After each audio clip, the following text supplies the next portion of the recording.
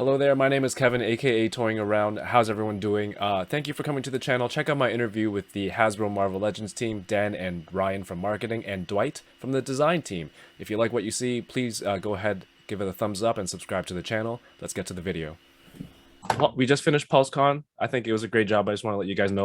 Some people seemed surprised there were more MCU releases this time around. Are there more Infinity Saga type releases coming soon, or other movies coming in? Yeah, so I mean, the MCU is definitely not going away, right? I think we're seeing so many new fans like jumping into Legends 2 thanks to MCU content. As far as the Infinity Saga itself, like what you saw, those 10 items like here in that packaging, I think that's it for this year. But there's always that option for letting us go back to those MCU characters later on in the future. But yeah, this was our tentpole fall program that we had for this year. And so, yeah, we had 10 items within the Infinity Saga. Hopefully everybody liked it.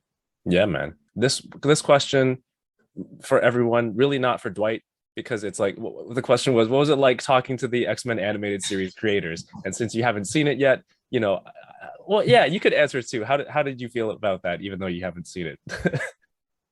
I think it was great that they got to, that Ryan and Dan got to geek out with something that meant so important to their, childhood. I think that's the cool thing about Legends and toys and pop culture and Marvel, right? It transcends across all of those things, and to give you those connective tissues to something that you cherished from your past is awesome. So I think, even while it's not something that doesn't connect to me, that's the awesomeness about this team. It's like every one of us comes from a different background that loves something different about Marvel, and to see them have so much fun having that Q&A session with them was really great.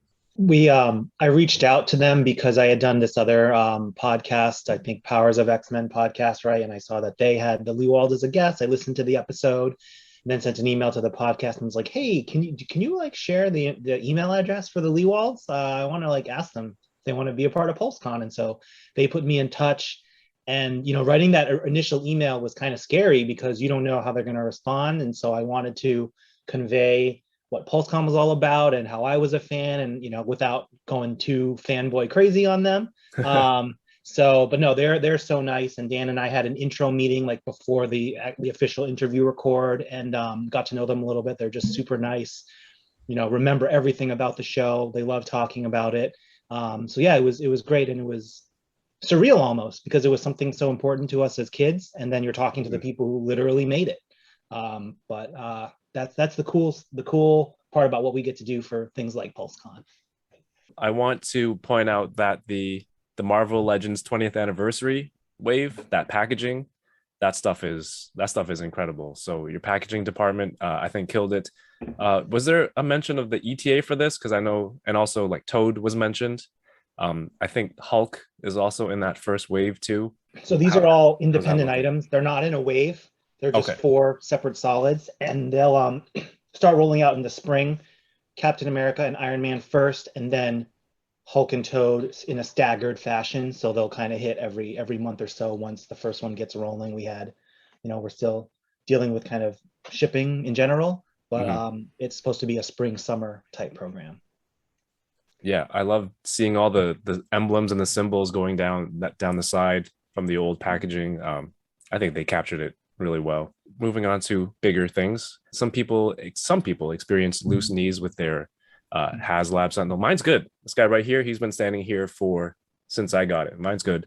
But like, there were some issues out there. Sometimes it seems like the people who have an issue there's more of them out there than people who don't have an issue. But I don't know. Is there something that you can speak to regards to that? And how has this, if in any way, affected the Galactus? I'll speak to the first part, and then Dwight can talk about Galactus. But yeah, we monitor stuff, and we've seen a range of articulation and stability in the Sentinels. There seems to be a variety. A lot of people on one hand are happy with it, and some people have greater issues. So we definitely don't want to diminish those. So beautiful. Like, it's so beautiful. Yeah. So we strive for the best. No one's perfect, and yeah, so I think we'll take everything we've learned from the Sentinel and put it towards Galactus, which is still very much in development, and Dwight can speak to how that's going along. Yeah, we're, like Ryan said, we're looking at all of the learnings from the Sentinel. It was the first time our team had ever made an action figure of that scale with that level of articulation and all of the challenges that went along with developing an item like that. So the nice thing about following it up, the following year and being this early in development is we now all have production samples and we can really look at what worked well and what we can improve upon. And we're going to be working really hard with our internal teams and our vendors to make sure that we button everything up. And there were already learnings from the Sentinel that were, things that we wanted to improve upon. Ankle articulation was one thing that was also brought up earlier today, and I agree. We can do. The design of it was some hindrances, so we knew that, and we redesigned Galactus purposely because of that to make that an even better experience. So, for onwards and upwards. And I think when you guys get Galactus next year, hopefully you'll be super happy with the improvements and how awesome that figure will be too. And I'm sure by the time that one comes out, I'll still not have a spot for this guy. The Galactus will be standing on the shipping box right next to my Sentinel. Dan, last time we talked in this format, in this forum, I mentioned Hasbro Pulse. For people who are just watching this for the first time, Pulse Premium is available for Canadians, but we don't really get the same benefits as our American friends. And being here in Canada, I speak to a lot of Canadian collectors up here, and they're wondering, is there anything going to change or anything on the way? More benefits coming to Canada. Well, first off, shout out to our Canadian fans. We love our Canadian Marvel Legends fans. You guys are super passionate. As far as anything extra for Canadian fans, I don't think there is an executional plan right now for that kind of thing. I think we understand that there is, some pain points right now, again, with Canada and Pulse, and we are trying our best to work very closely with Pulse and other retailers within Canada to make sure that we bring the best experience for fans over there.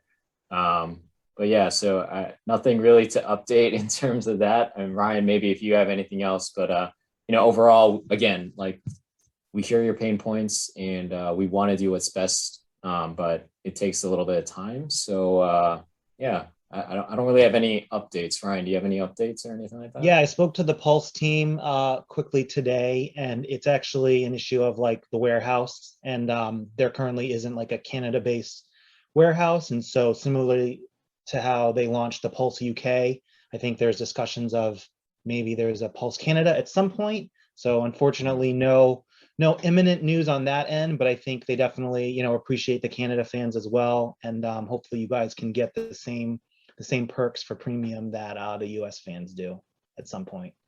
Well, I have some space in my garage, if some space. Okay. Some space. Is it strange now with the eventual phasing out of the Bucky cap mold to just having to start referring it to as the Vulcan mold now going forward? I'm sure you haven't. Is it like just a regular phrase now in everyone's vernacular around the office? And Dwight, on top of that, could you talk to some of the benefits of this new sculpt?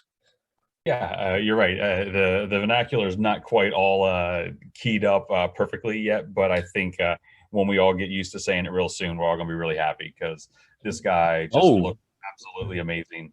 The benefits are we have pinless arms and legs, which we didn't have on Bucky Cap. It has butterflies that for the front and back of the figure, so you'll get some extra movement out of his arms. He's got a boot brake as well as a thigh brake swivel, which you would expect. The rockers in the feet, and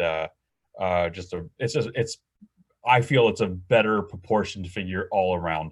The legs and the torso lengths and have all been adjusted accordingly to have a little bit more of a heroic posture. So I think once you guys have it, then you can put it next to some of the other characters that you know and love. You'll get the Cap soon enough, or the Ben Reilly Spider-Man. You're just teasing all these things. He is slightly taller than Spider-Man. He's slightly shorter than Cap, so it's right where we would want that body to be in bulk and everything. So I love it. I'm really proud of it, and I think we're going to be really happy with this one for a few years down the road. Absolutely. I've been I've been hoping for like butterfly joints as a standard base, just because that range gives you so much more emotion or whatever pictures or poses you're trying to sell. So it's really cool to see that on there. I love that. The 3 3/4 inch line looks fantastic. There's so many waves and everything looks awesome. Can we expect this line to stick around? Yeah, so we revealed some 2022 figures in the line at PulseCon, and that's just kind of the tip of the iceberg. There will definitely be more. That's what's great about this expression is we can kind of go back and continue to do, the strongest characters, a lot of the whom have been made several times in 6 inch already, but it's the first time in 3 3/4, and we get to work with John Tyler Christopher on the art, which is always a really fun process. Ben and our packaging team, we get to look at the sketches and kind of pick which pose we like best in partnering with Marvel. So it's really fun, and we look forward to doing more figures and maybe some other things down the line besides just figures, or we're constantly having discussions of where we can take it next. Sweet. I have one more question. I don't know how much. What did she say? 326? Go for it. What do you got? 1 minute. Go. If I read it too fast, it seems unnatural. But like with the global shipping issues and things like that, we saw like some mistimed releases with Shang-Chi and Eternals. The merchandising not really coinciding with the release of the movie, which is understandable. But after all this time, are you guys adapting to it more, or getting used to shipping delays and whatnot? Is it running smoother? I think there's two different issues. One is just shipping is just challenging in general for everything now, from in a lot of aspects of our lives. And so sometimes when we have items planned for a certain on-shelf date, they get delayed X amount of weeks for any host of a number of reasons. The second point is when the movie studio moves the date. Sometimes they do it too late for us, which is when you get Black Widow and Shang-Chi merchandise out before the film. Sometimes they do it, we have enough notice to control it, so we were able to hold Eternals back.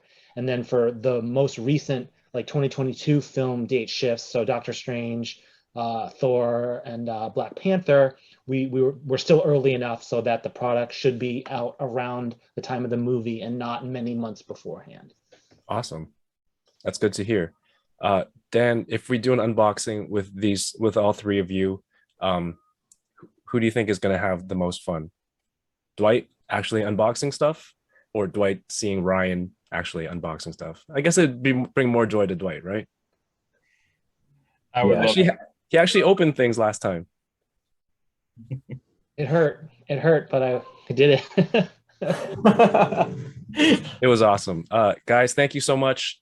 Good luck with 10/27 event later, and I always love talking to you. Thank you very much for this chance.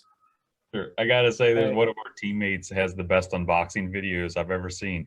He shows the box, and then 2 seconds later, it's all crumpled up, and he throws it right in the trash. And it makes my heart swell with joy every time he shows me one of his unboxings. He's afraid to put them online because of the amount of hate that he could get. But for me, they bring such great joy watching him just destroy a package in less than a second and throw it right into the trash. Oh, I can imagine the feedback on that video being posted. And it's not because the packaging's not awesome. The packaging's amazing. It's just toys deserve to live and be played with. That's my final line. Look at the wall behind you. How sad would that wall be if they were in their plastic coffins? So sad. Well, I still have some, the new MODOK, which I appreciate. Didn't have to put it together myself. Nice. Just for you, Kevin. Trust me. I was like, oh, yes. Okay. We made it. I wasn't the only one having troubles with the first MODOK.